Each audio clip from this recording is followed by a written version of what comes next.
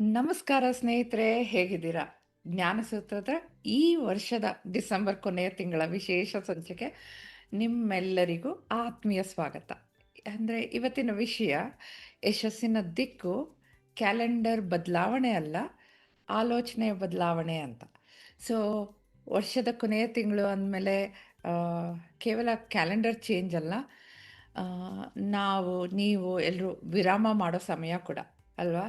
ತೊಗೊಂಡಿದ್ದೀರಾ vacation ಆ ಥರ ಎಲ್ಲ. ಅಂದರೆ ಒಂದು ತಡೆ ಮಾಡೋ ಸಮಯ ಅಂತ ಹೇಳಿ, ಒಂದು ಪ್ರತಿಫಲನೆ ಮಾಡೋ ಸಮಯ ಇದು. ಮತ್ತು ಮರು ಜೋಡಣೆ ಮಾಡೋ ಸಮಯ ಕೂಡ.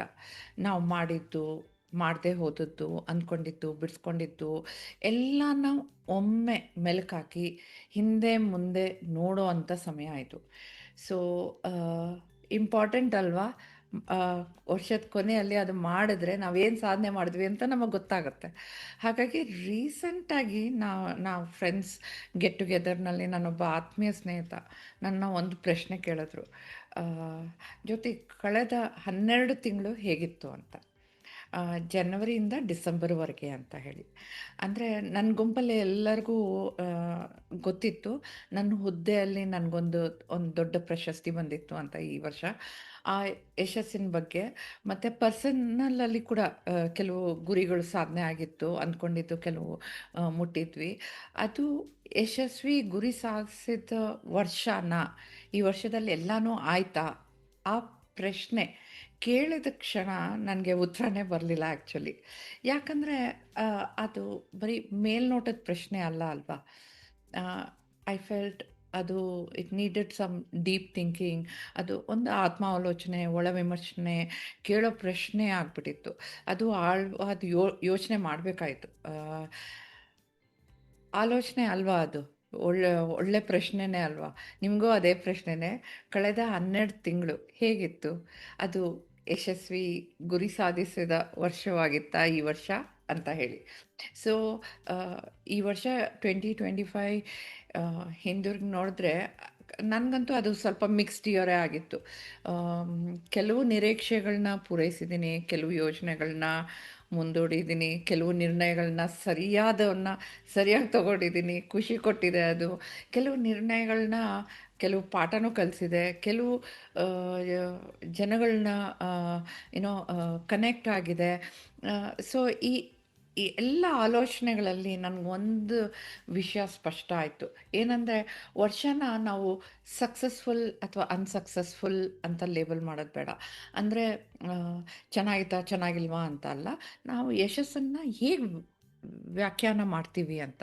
ಅಂದರೆ ಅದು ಸ್ಪಷ್ಟವಾಗಬೇಕು. ಇಲ್ಲಾಂದರೆ ಏನಂದರೆ ನಾವು ಯಾವಾಗಲೂ ಆ ಗೊಂದಲದಲ್ಲೇ ಉಳ್ಕೊಂಡ್ಬಿಡ್ತೀವಿ. ಸೊ ನಾವು ಯಶಸ್ಸನ್ನು ಹೇಗೆ ನಾವು ಅಂದ್ಕೊಳ್ತೀವಿ, because what you think you become. So ಹಾಗಾಗಿ ನಾವು ಸರಿಯಾದ ಆಲೋಚನೆಗಳನ್ನ ಮಾಡಬೇಕು, ಸ್ಪಷ್ಟವಾಗಿ ಮಾಡಬೇಕು. ಹಾಗೆ ಮಾಡಿದಾಗ್ಲೇ ನಮಗೆ ಮುಂದೆ ಹೋಗೋದಕ್ಕೆ ಫೋಕಸ್, ದಾರಿ ಎಲ್ಲ ಚೆನ್ನಾಗಿ ಗೊತ್ತಾಗುತ್ತೆ ಅಲ್ವಾ? ಅದಕ್ಕೆ ಅದಕ್ಕೇ ಪ್ರಾಂಪ್ಟಾಗಿ ಈ ಸಂಚಿಕೆ. ಯಾಕಂದರೆ ಈ ವಿಷಯ ಯಶಸ್ಸಿನ ದಿಕ್ಕು ಕ್ಯಾಲೆಂಡರ್ ಬದಲಾವಣೆಯಲ್ಲ, ನಮ್ಮ ಆಲೋಚನೆ ಬದಲಾವಣೆಯಲ್ಲಿ ಅಂತ. ಸೊ ಯಶಸ್ಸು ಅಂದ ಕೂಡಲೇ ಏನು ಬರುತ್ತೆ ನಿಮ್ಮ ಮನಸ್ಸಿಗೆ?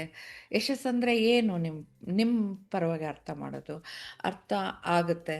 ಸೊ ನನ್ನ ನಾವಿರೋ ಕಾರ್ಪೊರೇಟ್ ವರ್ಲ್ಡ್ನಲ್ಲಿ ನಮಗೆ ಸಕ್ಸಸ್ ಅಂದರೆ ಅಳೆಯೋದು ನಮ್ಮ ಹುದ್ದೆ, ನಮ್ಮ ಕೆಲಸ ಹೇಗಿತ್ತು, ನಮ್ಮ ಸಂಬಳ ಹೆಂಗೆ ಬರ್ತಿದೆ ಅಂತ.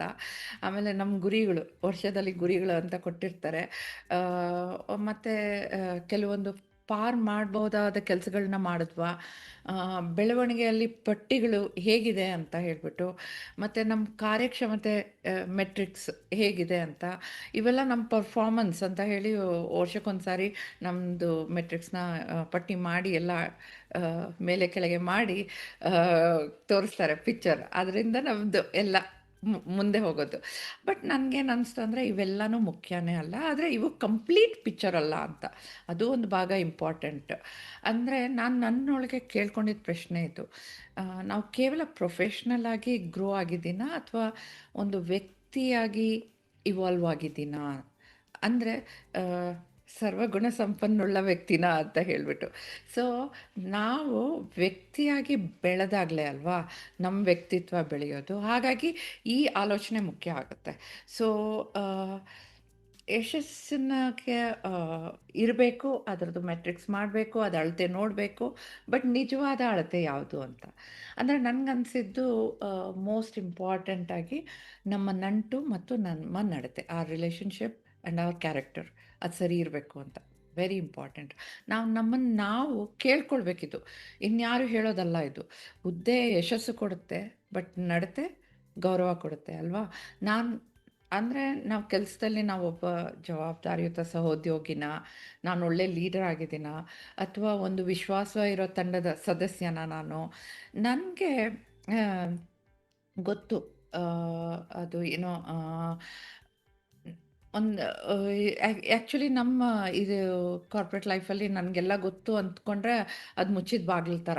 ಸೊ, ನಾವೇನು ಕಲಿಯೋದಕ್ಕೆ ಸಿದ್ಧ ಇಲ್ಲ ಅಂತ ಅರ್ಥ. ಸೊ, ಸ್ವಲ್ಪ ಗಮನ ಇಡಿ ನಮ್ಮ ನಂಟು ಮತ್ತು ನಮ್ಮ ನಡತೆ. ಯಶಸ್ಸಿಗೆ ನಿಜವಾದ ಅಳತೆ ಅದು.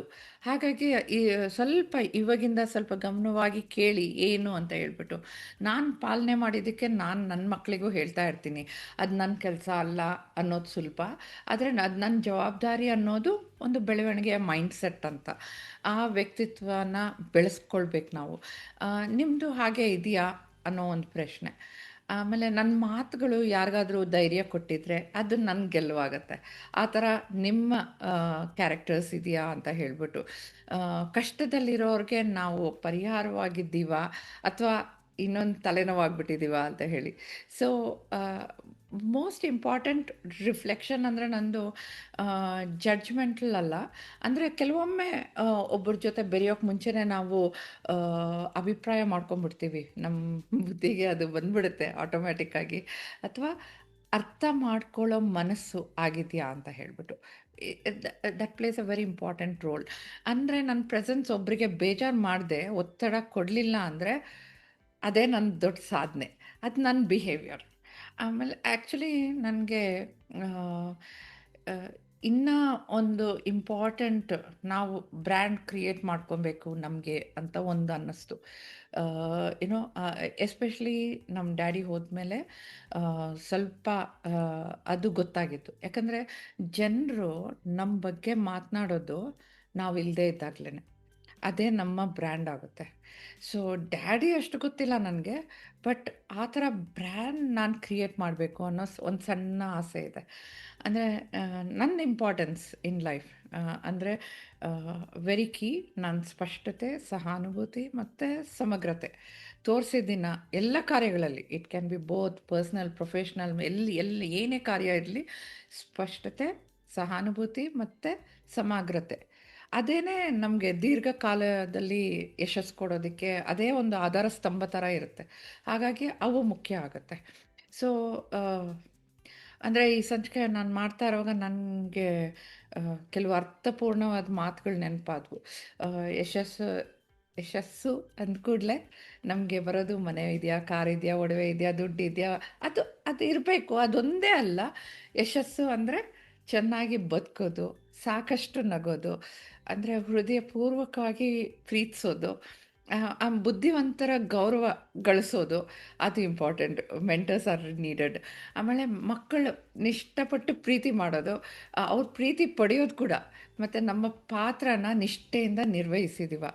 ನಾನೊಂದು ತಾಯಿ ಆಗಿರ್ಬೋದು, ಮಗಳಾಗಿರ್ಬೋದು, ಫ್ರೆಂಡ್ ಆಗಿರ್ಬೋದು, ಹೆಂಡತಿ ಆಗಿರ್ಬೋದು. ನನ್ನ ಪಾತ್ರನ ನಾನು ಯಾವ ಥರ ನಿರ್ವಹಿಸಿದೆ ಅನ್ನೋದು ನನಗೆ ಚೆನ್ನಾಗಿ ಗೊತ್ತಿರುತ್ತೆ ಅಲ್ವಾ? ಆ ನನ್ನ ಪಾತ್ರ ಹೇಗಿತ್ತು? ನಿಷ್ಠೆಯಿಂದ ಮಾಡಿದ್ನ, ಅದನ್ನೆಲ್ಲ ನಿರ್ವಹಿಸಿದ್ನ, ನನ್ಗೆ ಕೊಟ್ಟಿರೋ ನನ್ನ ಹೊಣೆಗಾರಿಕೆಯನ್ನು ಪೂರ್ಣಗೊಳಿಸಿದ್ನ ಕರೆಕ್ಟಾಗಿ. ವೆರಿ ಇಂಪಾರ್ಟೆಂಟ್ ಆಗುತ್ತೆ. ಸೊ, ನಾವೇ ಪ್ರಶ್ನೆ ಮಾಡ್ಕೊಂಡು ನಮಗೆ ಈ ಉತ್ತರಗಳೆಲ್ಲ ಸಿಗಬೇಕು. ಆವಾಗಲೇ ನಮ್ಮ ಯಶಸ್ಸು ಏನು ಅಂತ ಗೊತ್ತಾಗೋದು.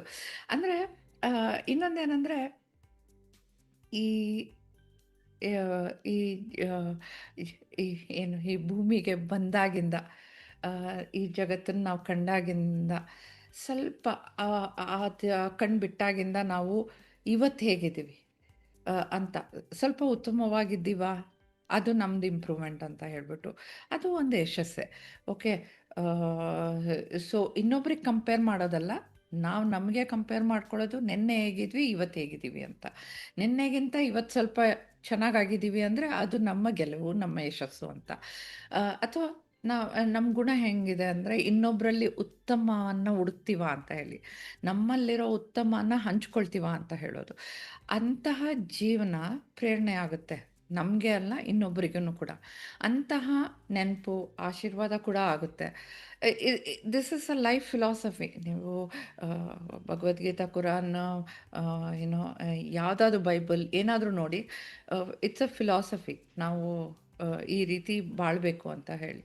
ಆಮೇಲೆ ನಿಜವಾದ ಆತ್ಮ ಪರಿಶೀಲನೆ ಅಂದರೆ ನಾವು ಅಂದರೆ ನಾವು ಸ್ಕೂಲ್ಗೆ ಹೋಗೋ ಮಕ್ಕಳಿದ್ರೂ ಅಷ್ಟೇ, ನಾವು ಒಂದು ಡೈರಿ ತೆಗೆದು ಏನು ಮಾಡಿದ್ವಿ ಕೊನೆಯವರೆಗೂ, ಎಕ್ಸಾಮ್ ಮುಗಿಯೋವರೆಗೂ ಹೆಂಗಿತ್ತು ನೋಡ್ತೀವಲ್ವ. ಆ ಥರ ನಾವೇ ಒಂದು ನಮ್ಮದು ಆತ್ಮ ಪರಿಶೀಲನೆ ಮಾಡ್ಕೊಬೇಕು. ಆವಾಗಲೇ ನಮಗೆ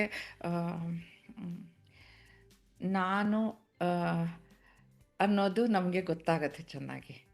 ನಾನು ಯಶಸ್ವಿನ ಉತ್ತರ ಬಹಳ ಪ್ರಾಮಾಣಿಕವಾಗಿ ನಮ್ಮಿಂದ ಬರಬೇಕು. ಅಂದರೆ ನನ್ನ ಉತ್ತರ ಹೇಳ್ತೀನಿ, ನಂದು ಅದಿನ್ನೂ ಸಂಪೂರ್ಣ ಅಲ್ಲ. ಯಾಕಂದರೆ ನನಗಿನ್ನೂ ಬಹಳಷ್ಟು ಬೆಳವಣಿಗೆ ಬೇಕಿದೆ. ಇನ್ನೂ ನನ್ನ ಕಮ್ಯುನಿಕೇಷನ್ ಇಂಪ್ರೂವ್ ಆಗಬೇಕು. ಇನ್ನೂ ನಂದು ರಿಯಾಕ್ಷನ್ಸ್ ಇದೆ ನೋಡಿರಿ, ನಾನು ರೆಸ್ಪಾಂಡ್ ಮಾಡಬೇಕು. ಕೆಲವೊಮ್ಮೆ ರಿಯಾಕ್ಷನ್ ಮಾಡ್ತೀನಿ, ಅದು ಸ್ವಲ್ಪ ಮೆಚ್ಯೂರ್ ಆಗಬೇಕು ಅಂತ ಹೇಳಿ.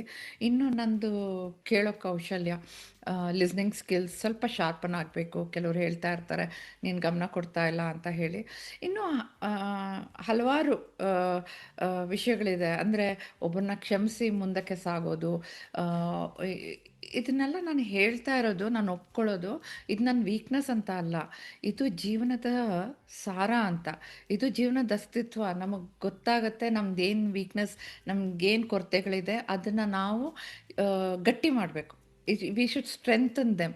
ಸೊ ನಾನೇನು ಹೇಳೋಕ್ಕೆ ಇಷ್ಟಪಡ್ತೀನಿ ಅಂದರೆ, ಸೊ 2025 ಈ ಇಸ್ವಿನ ಫೇಲ್ಯೂರ್ ಅಲ್ಲ, ಫೌಂಡೇಶನ್ ಇಯರ್ ಅಂತಲೇ ಅಂದ್ಕೊಳ್ಳಿ. ಯಾವುದೇ ವರ್ಷನ ಗಮನಿಸ್ರಿ. ಓಕೆ, ಸೊ ನಿಮ್ಮ ಎಕ್ಸ್ಪೆಕ್ಟೇಷನ್ ಮೀಟ್ ಮಾಡಲಿಲ್ಲ ಅಂದರೆ, ಅಥವಾ ನೀವು ಫೇಲ್ಯೂರ್ ಅಂತ ಮಾತ್ರ ಕರಿಬೇಡಿ.